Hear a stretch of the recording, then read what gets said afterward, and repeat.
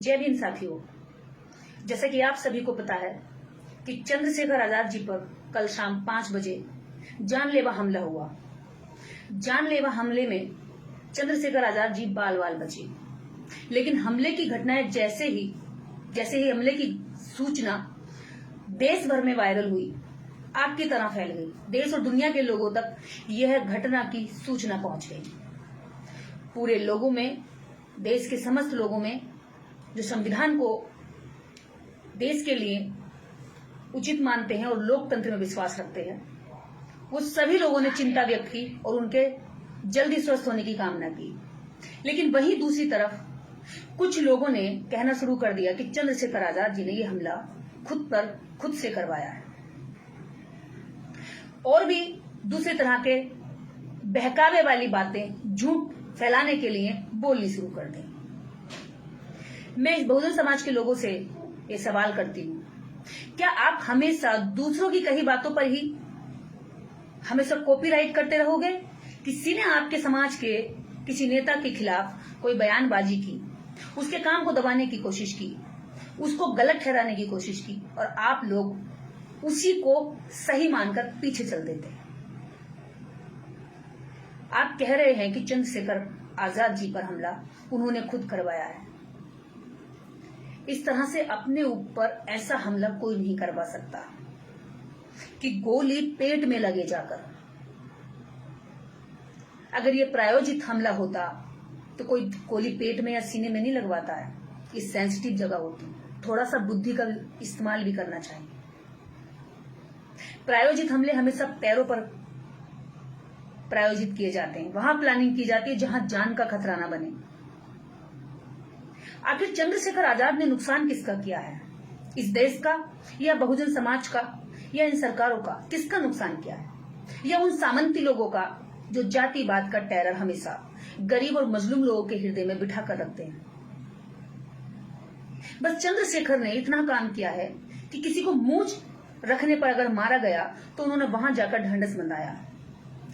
किसी बेटी के साथ यदि रेप हुआ तो उसके न्याय में अग्रिम पंक्ति में खड़े मिले। यदि किसानों ने आंदोलन किया तो उनके साथ कंधे से कंधा मिलाकर सड़क पर बैठे मिले।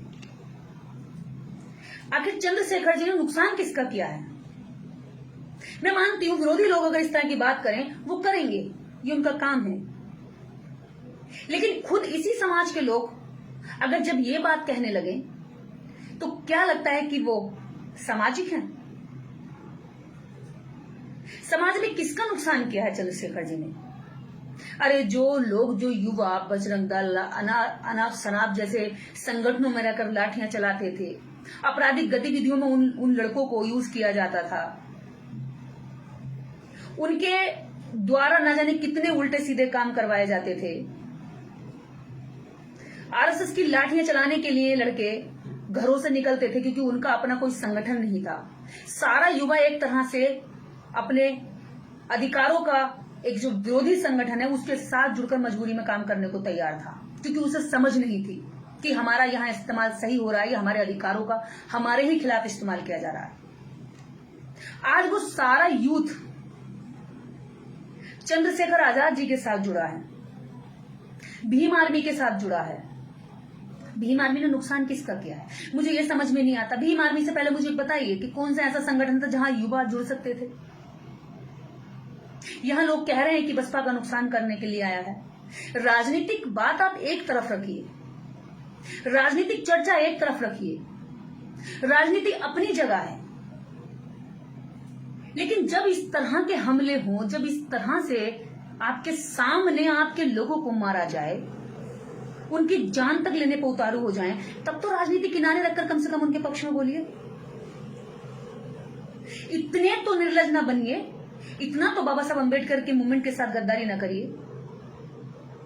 आप कहे कि अम्बेडकरवादी, जब एक मजबूत किसी अम्बेडकरवादी पर हमला होता है, अगर आप उनमें से कुछ लोग, हालांकि इनकी मैं गिनती कुछ ज्यादा अच्छे लोगों में नहीं करती, लेकिन अगर ये कर रहे हैं तो इन्हें समझाना मेरा फर्ज बनता है। आप मेरे ही समाज के भाई बहन हैं। दुश्मनों से हम उम्मीद नहीं करते कि वो तारीफ करेंगे, वो तो नफरत करेंगे ही, क्योंकि जिनको खुलकर शोषण करने का आज मौका नहीं मिल रहा है, जो शोषण करने के बाद आराम से तकिए पर, अपनी चारपाई पर, अपने बिस्तर पर मजे से नींद लेते थे, आज उन लोगों को जेल का डर रहता है। क्योंकि आज उन्हें पता है कि अगर किसी पर भी हमला किया या किसी के साथ भी कास्टिज्म का हमने कोई एक्ट किया तो वो शोर मचा देगा, और शोर मचेगा तो पूरे देश में खबर जाएगी और हमें जेल तक जाना पड़ सकता है। आज बहन जी को भी चंद्रशेखर जी के पक्ष में ट्वीट करना चाहिए। ऐसी भी क्या दिक्कत है? पक्ष विपक्ष में बैठे हुए नेता आपस में मिलते हैं। जब कांग्रेस के नेताओं पर कोई मुसीबत आती है या कुछ इस तरह की घटनाएं तक हो जाती हैं, वो लोग उनको बुके देकर उनको ढांढस बनाने जाते हैं। क्योंकि राजनीति एक तरफ होती है, व्यवहारिकता, मानवता और नैतिकता ये अलग चीज है। विरोध में इतना मत भूल जाना कि आप अपने ही समाज के लोगों के पैर तोड़ रहे हैं।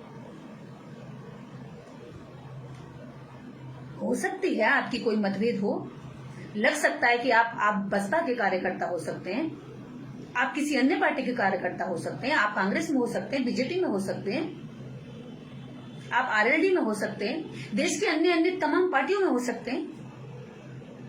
लेकिन जब आपके समाज के आदमी पर इस तरह के हमले हो तो आपको साथ खड़े होना है, उसकी हिम्मत बढ़ानी है और दुश्मन को यह दिखाना चाहिए कि हम एक हैं। मान लीजिए आज हम चंद्रशेखर पर हुए हैं, कल आप पर भी हो सकते हैं। और जब लोग काम करते हैं तो ये हमले होते हैं।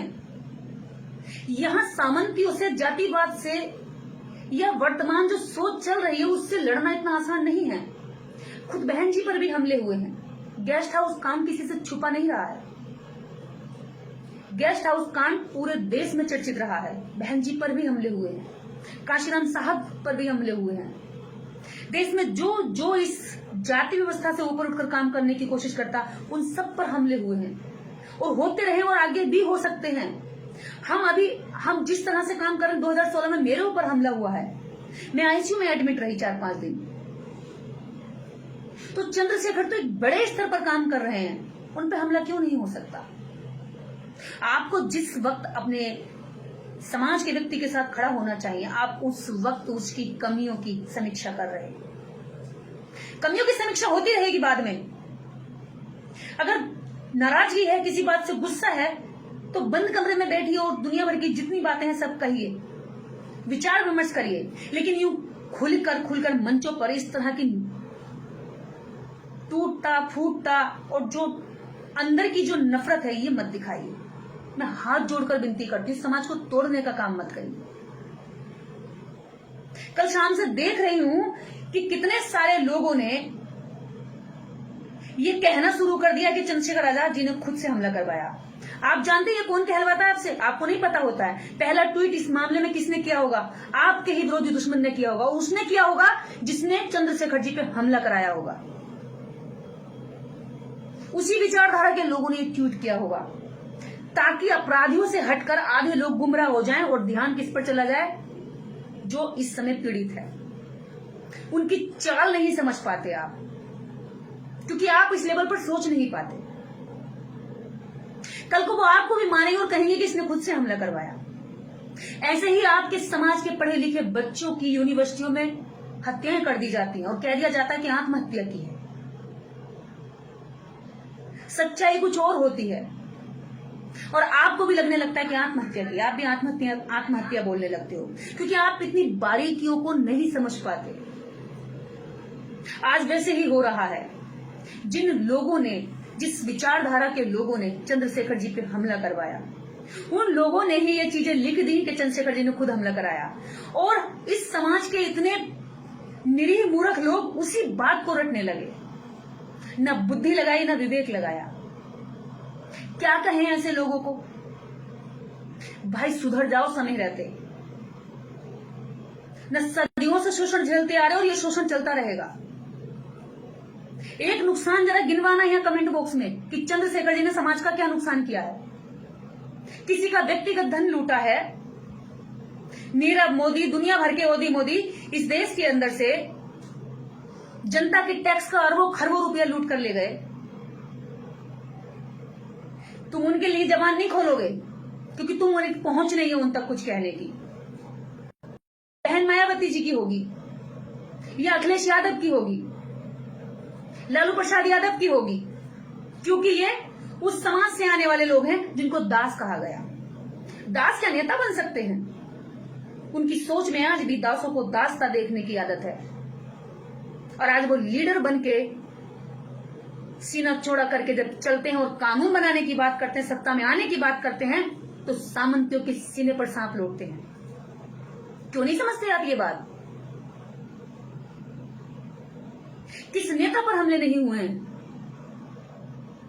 इस देश के अंदर कम से कम आपकी इतनी तो एकता दिखानी चाहिए कि जब ऐसा वक्त आए कि व्यक्ति मरने की कगार पर है, उसकी जान जा सकती थी, तब तो कम से कम आपके अंदर की मानवता जागनी चाहिए। ये सवाल मैं उन लोगों से कर रही हूं जिन्होंने ये ट्वीट करके बताया कि चंद्रशेखर जी ने खुद से, अरे तुम्हें शर्म आनी चाहिए। तुम कहते हो कि जब सत्ता में आएंगे, राजनीति करेगा तो कोई वोट ले जाएगा। अरे बहन जी का वोट क्या इतना कमजोर है? बहन जी का वोटर इतना कमजोर है कि कोई भी आएगा और लूट कर ले जाएगा? बहन जी का वोटर जो कट्टर है वो बहन जी के साथ है आज भी, और अभी तो वोट की बात ही नहीं है। बहन जी के कार्यकर्ता चंद्रशेखर को कोसने की बजाय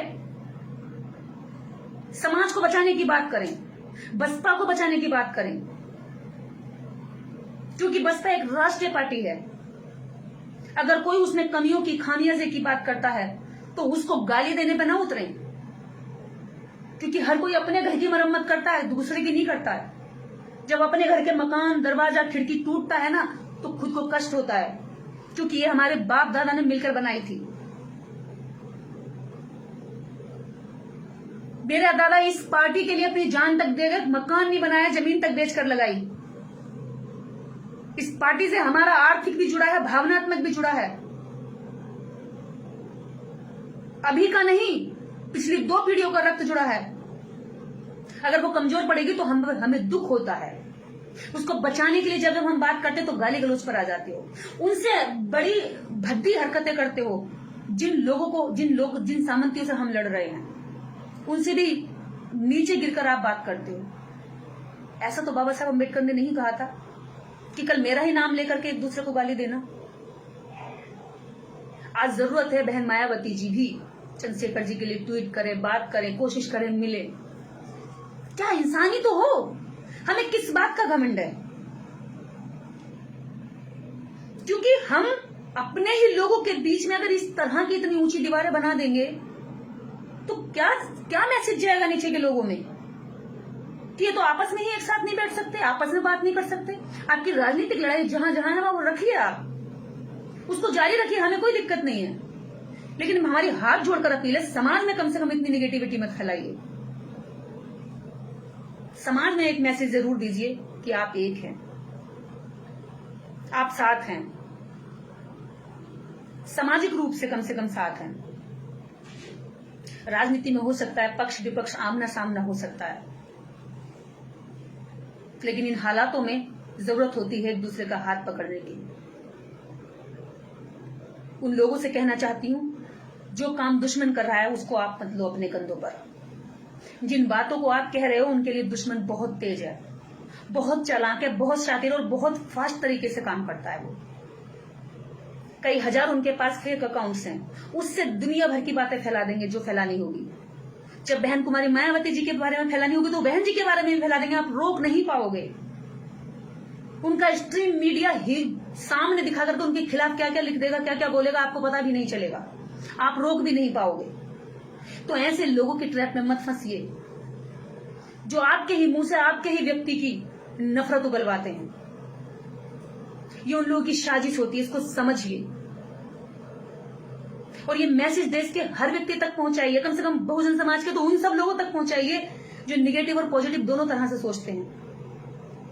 मैं निर्देश सिंह, आपकी बहन, आपकी बेटी, आपकी दोस्त, आपसे निवेदन करती हूं कि समाज में एकता का परिचय दीजिए, नफरत का मत दीजिए। आपसे नफरत करने के लिए देश में बहुत सारे लोग हैं, कम से कम ऐसा कुछ मत करिए कि आपकी नफरत दूसरों का हथियार बन जाए। आपको फर्क नहीं पड़ता होगा एक एक कमेंट से, लेकिन वो खुश होते हैं कि देखिए जो हमने झूठ चलाया था वो चल पड़ा जमीन पर, और वो दूर बैठे हुए खूब एंजॉय करते हैं हमारी मूर्खता पर। ऐसा मत करिए। एक की आवाज में कहिए, राजनीति अपनी जगह है, लेकिन हम एक भी अपने सामाजिक आदमी की कुर्बानी नहीं देने देंगे। बस बहुत हुआ।